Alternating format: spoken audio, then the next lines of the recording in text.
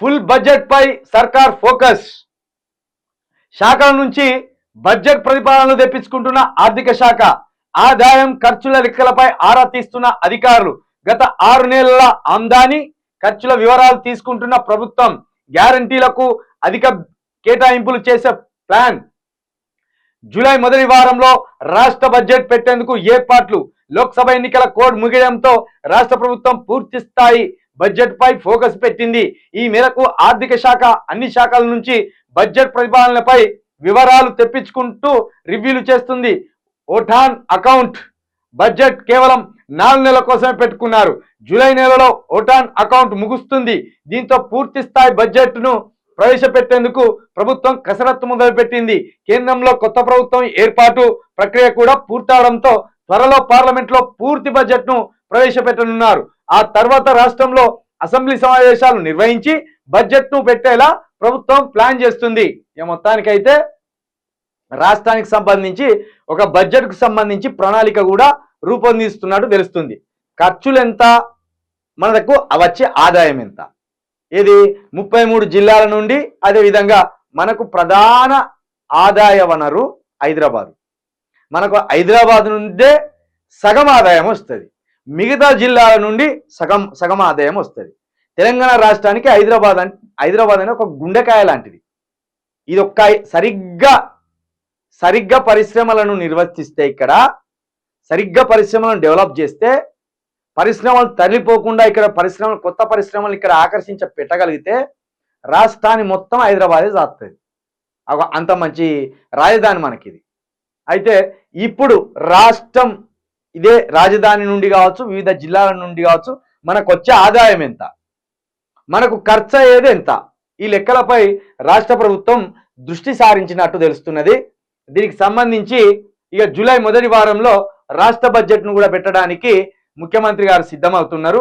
ఇప్పటి వరకు 4 నెలలకు సంబంధించి ఒక వ్యూహాత్మకం, అంటే ఒక ఊహ ఎంత అవుతుందని ఒక 4 నెలల వరకు ఓటాన్ బడ్జెట్ ను పెట్టినలాట, ఓటాన్ అకౌంట్ ను పెట్టినలాట. అది అయిపోయింది. ఇక డిసెంబర్లో వీళ్ళు ప్రమాణ స్వీకారం చేసినారు కదా, డిసెంబర్ నుండి ఏప్రిల్ వరకే ఆలోచన చేసుకున్నారు అనుకోరాదు. 4 నెలల పాటు అంటే ఈ 3 నెలలకు సంబంధించి లెక్కలు అవి అంతా వచ్చి గాలి నడక నడుస్తుంది. ఈడేమంటాడు, ఇక మొత్తానికి బడ్జెట్ అయితే జూలై మొదటి వారంలో వచ్చే నెల పెట్టి ఖర్చులు ఎన్ని ఉన్నాయి, ఆదాయం ఎంత వస్తుంది అనేది ఒక పర్ఫెక్ట్ ప్రణాళిక, పర్ఫెక్ట్ ఆలోచనకు వచ్చేటట్టున్నారు. అయితే ఇక్కడ ఏంటిది, గ్యారంటీలకు అధిక కేటాయింపులు చేసే ప్లాన్. గ్యారంటీలకు నువ్వు రాష్ట్ర బడ్జెట్ మొత్తం పెట్టిన గ్యారంటీలను నెరవేర్చలేవు. ఎందుకంటే అసలు నువ్వు ఇచ్చిన హామీలు అందుకరాని హామీలు ఇచ్చినావు. నువ్వు కాంగ్రెస్ ప్రభుత్వము అందుకరాని హామీలతోటి ఒక మేనిఫెస్టో తయారు చేసింది. ఆ మేనిఫెస్టో మొత్తం ఇంప్లిమెంట్ కావాలంటే ముఖ్యమంత్రి గారి ఆస్తులు అమ్మినా, మంత్రుల ఆస్తులు అమ్మినా, ఎవరి ఆస్తులు అమ్మినా అది ఫుల్ఫిల్ చేయలేరు. అట్లున్నది మరి ఆ మేనిఫెస్టో. రాష్ట్రంలో 1.5 మంది మహిళలు ఉన్నారు. 1.5 మంది మహిళలల్లా కనీసం ఒక 50 లక్షల మంది మహిళలు దిగువ మధ్య తరగతి ఉంటారు. మధ్య తరగతి కూడా కాదు, దిగువ మధ్య తరగతి ఉంటారు. వాళ్ళందరికీ 2,500 ఇవ్వాలంటే నీ రాష్ట్ర బడ్జెట్ కాదు, నీ మంత్రుల ఆస్తులు, ముఖ్యమంత్రి ఆస్తులు అమ్మినా కూడా నెరవేరి. ఇక 7,500 రూపాయలు రైతు భరోసా అన్నారు. మన రాష్ట్రంలో దగ్గర 80 లక్షల మంది రైతులు ఉన్నట్టు సమాచారం.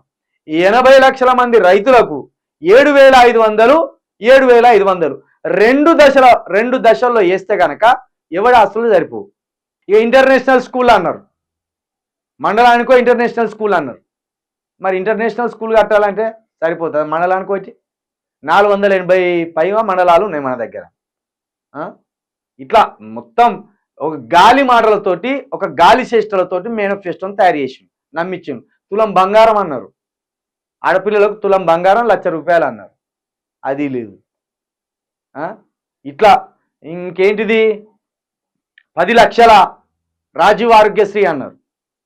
250 గజాల ఇంటి స్థలం అన్నారు. ఇంటి స్థలాలు లేని వాళ్ళకు 250 గజాలు ఇంటి స్థలం ఇస్తా అన్నారు, మళ్ళీ కట్టిస్తా అన్నారు.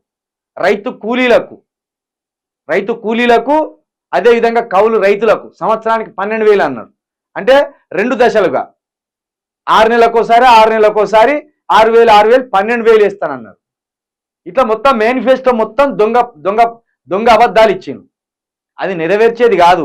మొత్తం రాష్ట్ర బడ్జెట్ పెట్టినా కూడా కాదు, మీ ఆస్తులు అమ్మినా కూడా కాదు. కాకపోతే ఇప్పుడు ఏం చెప్తారో చూస్తాం. ఫుల్ బడ్జెట్ పై సర్కార్ ఫోకస్, అంటే సంవత్సరానికి సరిపడే బడ్జెట్ ఎంత ఉండాలి, మన ఖర్చు ఎంత అవుతుంది, మనకు వచ్చే ఆదాయం ఎంత అని దానిపై ఫోకస్ పెట్టినట. మరి ఎట్లా పెడతారో ఎట్లా చేస్తారో చూద్దాం. ఎవరికైతే అనుభవం లేదల్లా. ప్రస్తుతం ప్రభుత్వంలో మంత్రులుగా ఉన్న వాళ్ళలో ఒకటి శ్రీధర్ బాబు గారు గతంలో మంత్రిగా చేసిండ్రు. అదేవిధంగా ఉత్తమ్ కుమార్ రెడ్డి గారు కూడా చేసిండ్రు. అదే బట్టి విక్రమార్క గారు కూడా అప్పుడు డిప్యూటీగా ఏదో ఉండే అయినే. ఇక సురేఖ గారు ఉండే గతంలో సంక్షేమ శాఖ, శిశు సంక్షేమ శాఖకు సంబంధించి సురేఖ గారు ఉండే. ఇట్లా ఒక నలుగురు, అదే దామోదర్ రాయ నరసింహ గారు కూడా ఉండే. ఒక నలుగురు ఐదుగురు ఇట్లా మంత్రి శాఖలు నిర్వహించిన వాళ్ళు ఉన్నారు. కానీ ఒక ముఖ్యమంత్రిగా అనుభవం ఉన్న వాళ్ళు కానీ, ఒక దూరదృష్టి కలిగిన వాళ్ళు కానీ, ఒక విజనర్స్ కానీ ప్రస్తుతం ఉన్న కేబినెట్ లో ఎవరైతే లేరు. ఆ ప్రకారం చూసుకుంటే వీళ్ళు రాష్ట్రాన్ని ఈ 5 సంవత్సరాలు ఎట్లా నడుపుతారో అనేది కొంత ఆశ్చర్యమే, అనుమానాస్పదంగానే ఉన్నది.